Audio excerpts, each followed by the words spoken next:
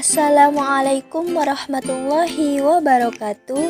Kembali lagi bersama saya Ainur Cahyati. Di sini saya akan menjelaskan tentang motivasi dalam belajar pada mata kuliah Psikologi Pendidikan dengan dosen pengampu yang saya hormati, yaitu Ibu Siti Dawiyah Fariha, Magister Pendidikan Islam. Apa itu motivasi belajar? Mungkin teman-teman sekalian ini sudah tidak asing lagi dengan kata motivasi belajar itu. Yuk kita ketahui dengan penjelasan berikut ini. Motivasi berasal dari kata motif yang dapat diartikan sebagai daya penggerak yang ada di dalam diri seseorang untuk melakukan suatu aktivitas tertentu guna mencapai tujuan. Dalam Kamus Besar Bahasa Indonesia, motivasi dapat diartikan sebagai dorongan yang timbul diri seseorang baik secara sadar maupun tidak sadar untuk melakukan suatu tindakan dengan tujuan tertentu. Adapun pengertian motivasi belajar menurut para ahli, yaitu menurut Morgan, motivasi itu berkaitan dengan 3 hal, yaitu keadaan yang mendorong tingkah laku yang didorong oleh keadaan, dan tujuan daripada tingkah laku tersebut.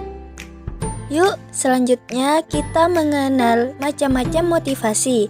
Yang pertama, motivasi intrinsik, dan yang kedua, motivasi ekstrinsik. Motivasi intrinsik ini terbagi menjadi 3. Yang pertama, adanya kebutuhan. Maksudnya, dengan adanya kebutuhan ini dalam diri individu tersebut akan membuat individu tersebut untuk melakukan suatu usaha guna untuk memenuhi kebutuhannya. Dan yang kedua, adanya keaspirasi atau cita-cita. Dengan adanya sebuah cita-cita akan mendorong seseorang anak untuk belajar dengan giat guna untuk mencapai cita-citanya.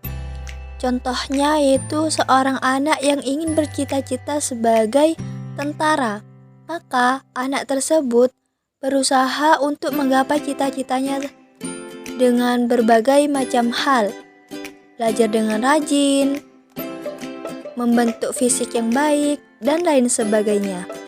Dan yang ketiga, adanya pengetahuan tentang kemajuannya sendiri. Misalkan ketika anak mengetahui hasil belajarnya sendiri, apakah ada kemajuan atau tidak, kemungkinan besar akan mendorong anak tersebut untuk belajar lebih giat dan lebih tekun lagi. Selanjutnya yaitu motivasi ekstrinsik. Motivasi ekstrinsik ini merupakan motivasi atau tenaga pendorong yang berasal dari luar anak. Misalnya berasal dari orang tua, guru, teman, atau lingkungan sekitar. Hal-hal yang dapat menimbulkan motivasi belajar tersebut, yang pertama, ganjaran atau hadiah. Dengan adanya sebuah ganjaran atau hadiah ini akan membuat siswa lebih bersemangat untuk belajar lebih giat lagi. Misalnya, jika suatu ulangan matematika yang mendapatkan nilai tertinggi akan mendapatkan hadiah dari gurunya. Dan yang kedua yaitu hukuman atau punishment. Meskipun hukuman ini merupakan suatu yang tidak menyenangkan, tetapi hukuman ini bisa menjadi alat motivasi. Misalnya, seorang anak yang tidak mengerjakan PR.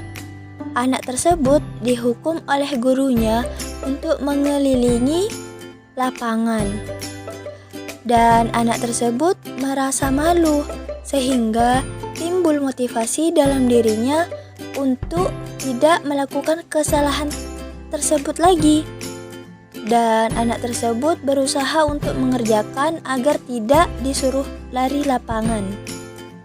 Dan yang ketiga yaitu persaingan atau kompetisi.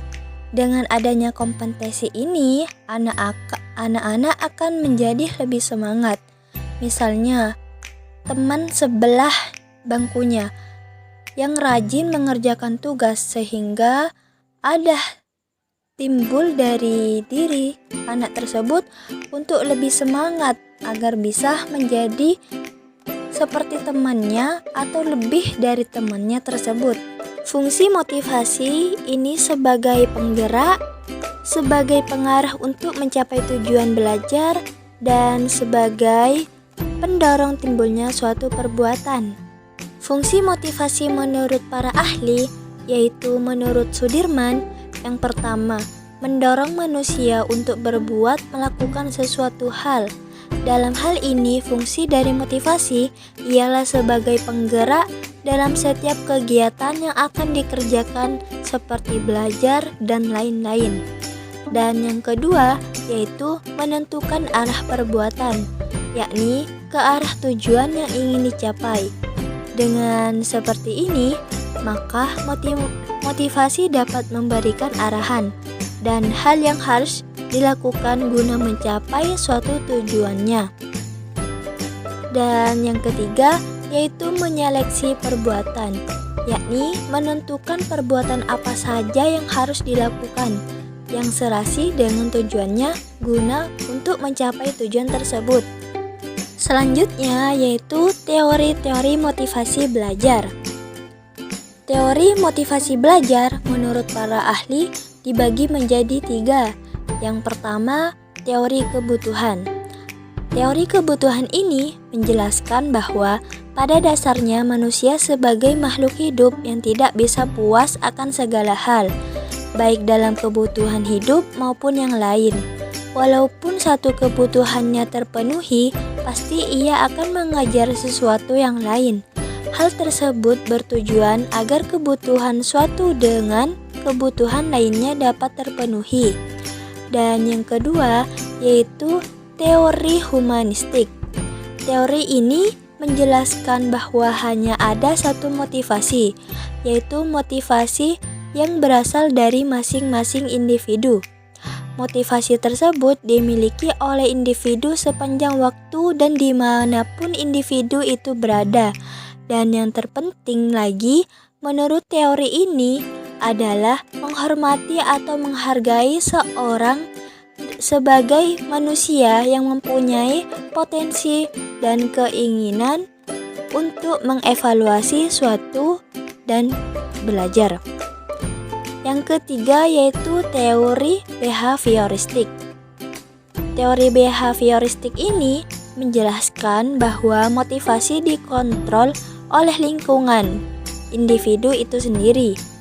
Suatu tingkah laku yang bermotivasi terjadi apabila konsekuensi tingkah laku itu dapat menggetarkan emosi individu, yaitu menjadi suka atau tidak suka. Apabila tingkah laku menimbulkan rasa suka, maka tingkah laku menjadi kuat. Tetapi, jika tingkah laku itu menimbulkan rasa tidak suka, maka tingkah laku itu akan ditinggalkan. Wah, materi yang dijelaskan sudah selesai nih. Saya minta maaf apabila ada kesalahan dan kekurangan kata, karena kesalahan itu sumbernya berasal dari saya dan kebenaran hanyalah milik Allah. Sekian, terima kasih. Wassalamualaikum warahmatullahi wabarakatuh.